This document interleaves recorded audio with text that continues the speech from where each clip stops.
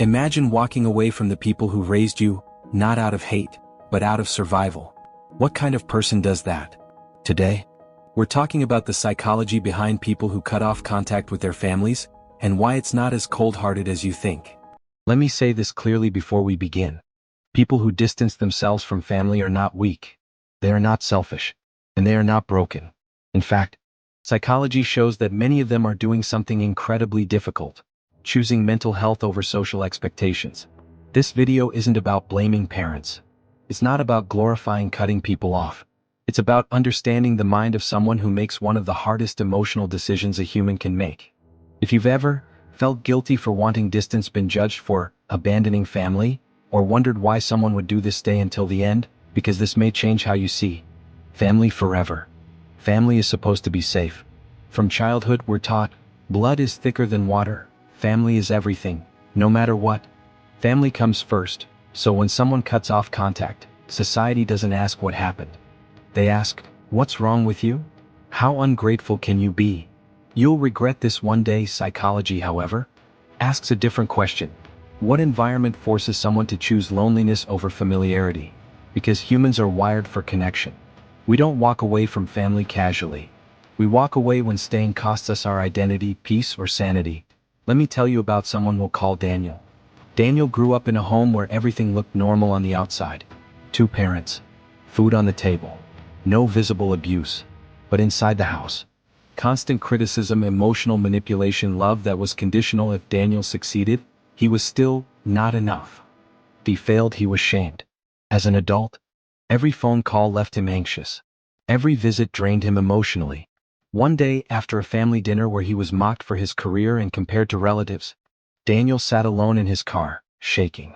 That's when he realized something powerful. If this was a friend treating me like this, I would have walked away years ago. So he did something terrifying. He stopped answering calls.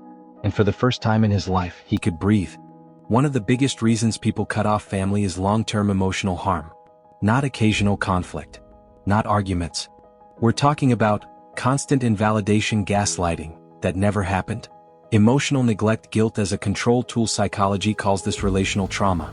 When harm is repeated over years, the nervous system learns something dangerous. Connection equals pain. At that point, distance isn't cruelty. It's self-preservation. Healthy families respect boundaries. Unhealthy families see boundaries as disrespect, rebellion, betrayal. Many people try everything before cutting contact. Explaining calmly, setting rules, asking for space, but when boundaries are constantly violated, the mind reaches a final conclusion.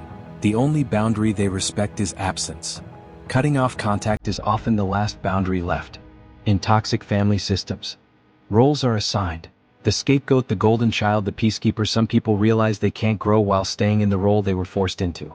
Psychology shows that identity formation requires autonomy, emotional safety, freedom from constant judgment. When family relationships block growth, distance becomes the doorway to self-discovery. This is why many people say, I didn't become myself until I left. Here's the part nobody talks about. Even when cutting contact is necessary, it still hurts. What? Because guilt doesn't mean you're wrong.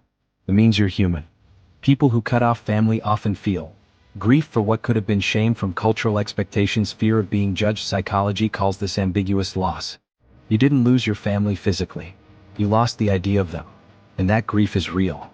Contrary to popular belief, psychology suggests many people who cut off family are highly self-aware, emotionally sensitive, deeply reflective, growth-oriented. They didn't choose the easy path. They chose the honest one. Walking away from family means facing loneliness, judgment, uncertainty that takes courage most people never need to develop. Sometimes, yes, but only under specific conditions. Accountability, changed behavior, mutual respect. Psychology is clear on this. Reconnection without change reopens the wound. Distance doesn't mean forever. It means not like this anymore.